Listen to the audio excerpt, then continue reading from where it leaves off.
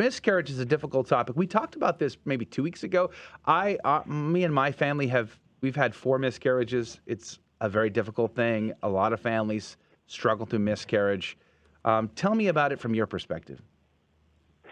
My family has had 4 also, and I guess we weren't as affected by the first 3 as we were by our last loss, which was in December 2020. That was a stillbirth. I'm so sorry. At 27 weeks. So her name was Sloan, and she was perfect. There was no problems at all on any of her scans, and I went into early labor, and I had told the kids, mommy's in pain, and I don't know what's going on. We're just going to offer all of this up. And then I kind of thought about, well, what could be going on with me, and realized I was in labor. So we went to the hospital, and they told me that there was no heartbeat and that I had to give birth to her, and they induced labor. And then I gave birth to her. But after I gave birth to her, I got very sick because I guess she had passed maybe a few days beforehand, and my body started this process of clotting. All my blood was clotting, so that when I finally had the baby, I had no platelets left, and so I was just bleeding out.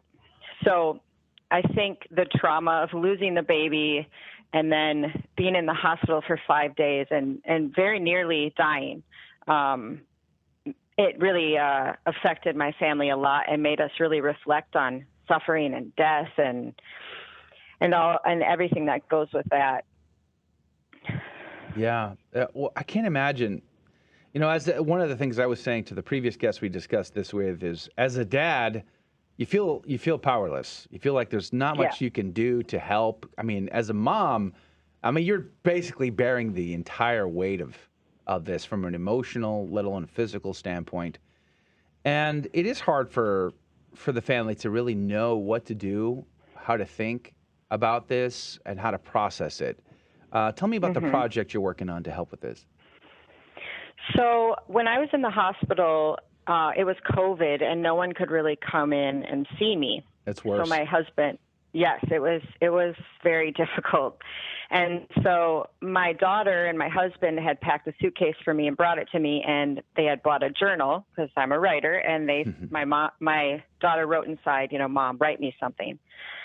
Well, I was pining for this baby I didn't have now, and decided to write her story. And I just did it for my own reasons. But when I got back home, after meeting dozens of women in my own homeschool group who had also lost babies that I had never known about, I realized that maybe this was something that other families could use. I have 3 children, and all 3 of them dealt with this loss in very unique ways. So, ways that come out of their own personal temperaments. But I have a 4-year-old, and she was so curious, and she all she wanted to do was talk about it, and then she would repeat everything I explained to her to strangers.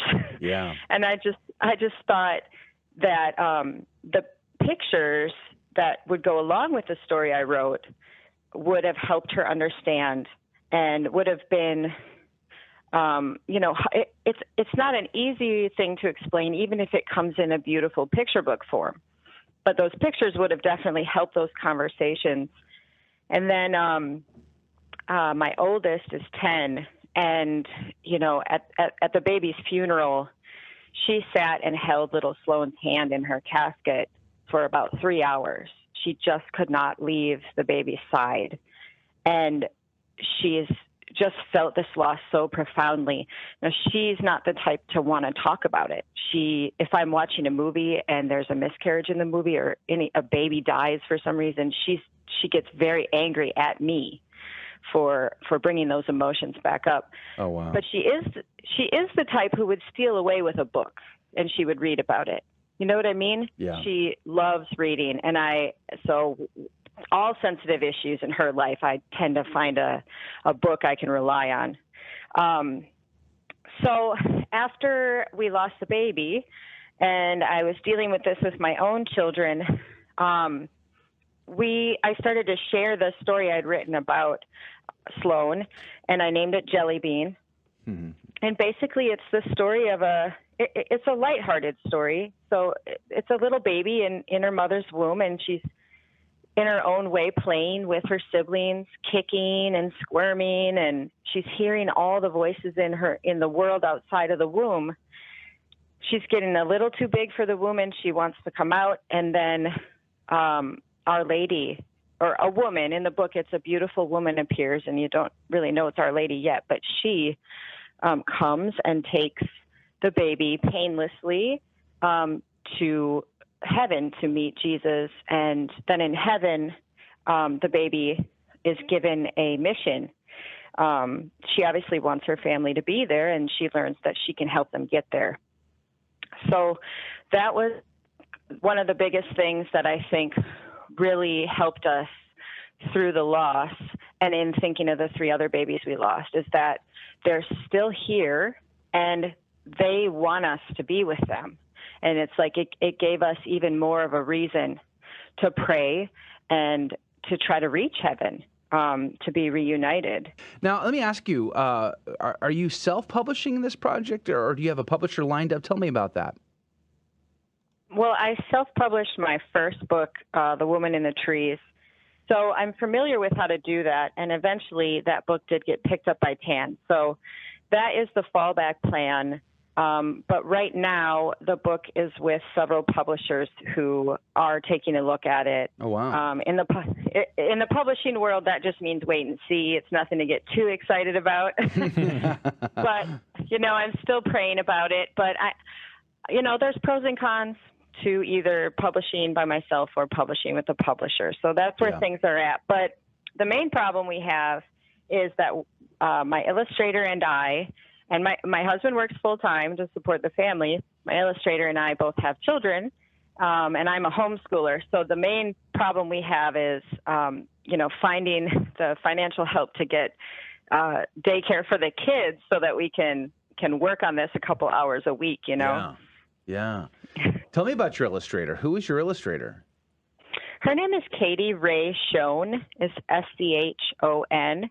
And that's a really interesting story because after I lost Sloan, I really needed to focus on my family. And that I felt like she wanted me to get off Instagram. So I made this mad dash to reach out to everyone I had met there and was friends with, and Katie was one of them. And I mentioned the project to her and said, could I reach out to you if I actually finish writing this up? And she said yes. So I never did. I kind of felt awkward about reaching out to her, and she barely knew me. But then her sister said, hey, are you going to reach back out to Katie? She's really interested. So I did, and she said the day after I told her my story idea, her neighbor has a daughter who was a twin, and the twin died at birth. And that little girl came up to her, and I guess they're friends, and she started telling her, I had a dream. And in the dream, my sister was taken to heaven by Mary. And Katie said, wow, I think I need to work on this picture book. So she has spent hours planning out the images for this book. There's a spread. She's already finished. It's up on my website. And, I haven't been able to pay her anything at all. So this is a work of the heart for both of us, I think. Yeah. And you said something earlier in the first segment about how kids process this information, how one of your children would, be very open to reading a book. And I think that's the power of children's books, not to change the subject, but to be honest with you, there's so much in the news today about how the current trends in the world of flesh and the devil who are, trying to subvert the minds of children, leverage the power of children's books. State Farm is in trouble for promoting and distributing gender-confused ideologies through children's books right now. Matt Walsh wrote his own children's book to combat those types of things. They do these story hours at libraries. Talk to me about the power of children's literature to build up rather than to tear down. Yeah, I think whatever your children are consuming shapes them. And that's why I think it's always been a Catholic way of life to share the stories of the saints, because those are examples of how we're supposed to live that are perfectly packaged for them to understand. And so as they go throughout their lives, they can think back to those stories that they've heard. But yeah, the influence that stories have, everybody knows this. We've known this, for all of time, that the stories are what help us form our ideas of what the world is around us. And you're receiving those stories from television, from video games, from books, everywhere. And so that's one of the reasons that I wanted to start writing for the Catholic world.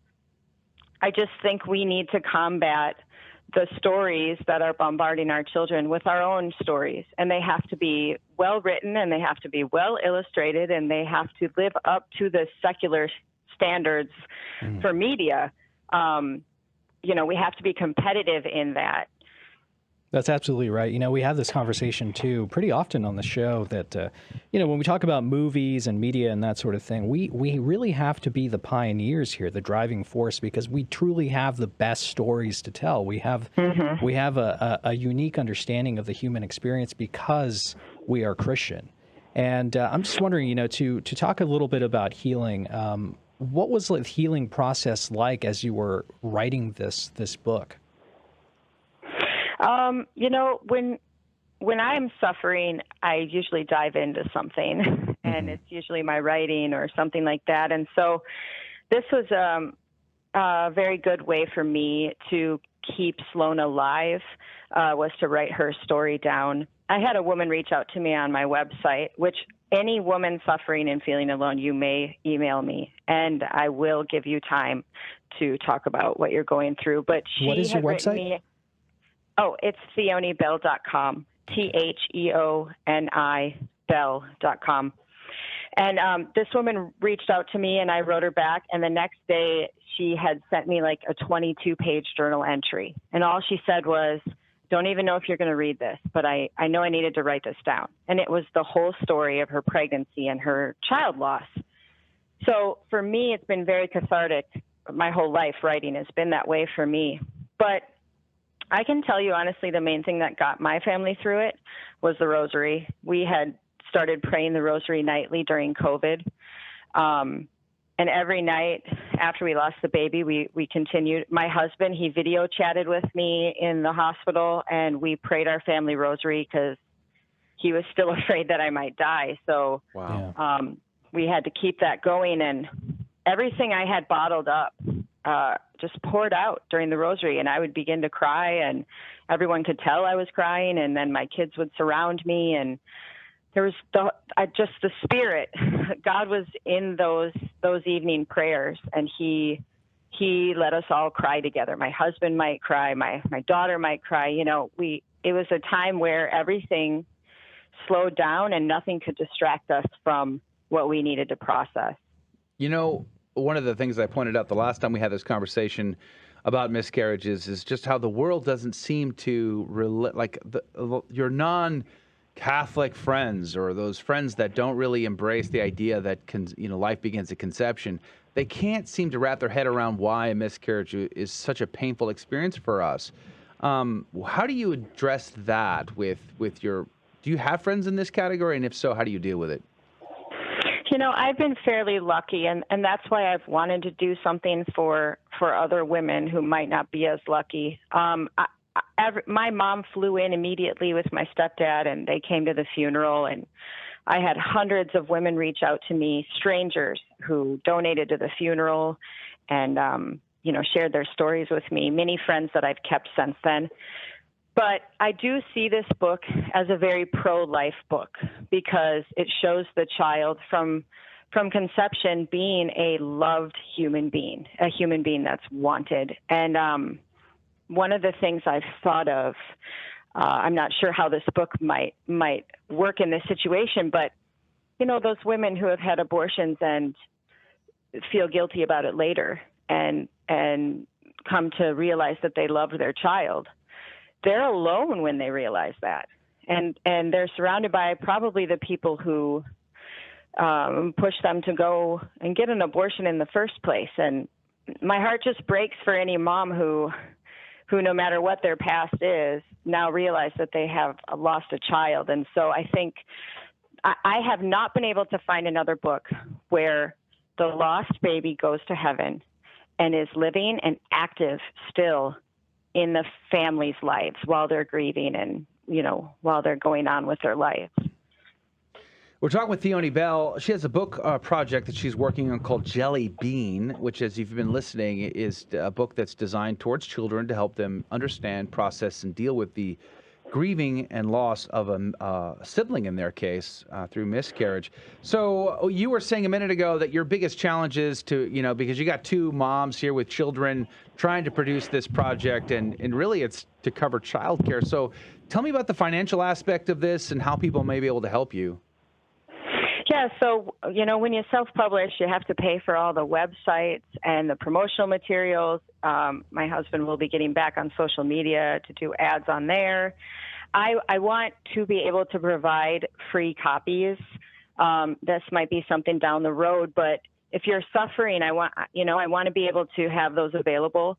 And then the main problem, honestly, it seems so small, but I have 3 kids and they need my attention 100% of the time. So almost all the money I know. Yeah. Almost all the money that we get right now goes to that childcare, so we can get away a couple times a week and really work hard on this without being distracted. So I do have a donation page on my website, and it says on there, every cent you donate goes back into the work. So we're not buying cars writers just don't make that kind of money. No mansion in California. No, well, it'd probably be a Tesla Plaid. Like the newest and latest and greatest Teslas. Yeah. We just left California, so that's not going to happen either. Well, I don't know. If enough of you Californians keep coming to Texas, well, we all know what happens to Texas. First, it's In-N-Out Burgers. What's next? I don't know. I don't know. But you're talking about your website. Yeah. What is the website again? It's Theoni Bell. It's TheoniBell.com. And if you want to help in any way, you can write me. You can donate there. And again, I just want to say, if you have lost a baby and have not been able to tell that story, or just tell someone that you're depressed without judgment or anything, just write me. I want to be there for people in the way that so many moms were there for me. Yeah, amen. It's definitely something, I think it's not spoken of very often, right? Grieving the miscarriage is sort of a quiet affair with so many families. And yes. To actually, we didn't have a funeral process for any of our children that we lost in miscarriage. And, you just don't know. You don't know how to deal with it. You don't talk about it. You keep it to yourself. So it's good to speak out about this stuff. So if you want information or want to help, or you want to just reach out to Theoni, you can go to our website. It's Theoni Bell, at TheoniBell, TheoniBell.com. So check that out today. But Theoni, God bless you. God love you. Thank you for your time. We'll be praying for the success of your project, Jelly Bean. Thank you. All right. Praise be to God. That's going to do it.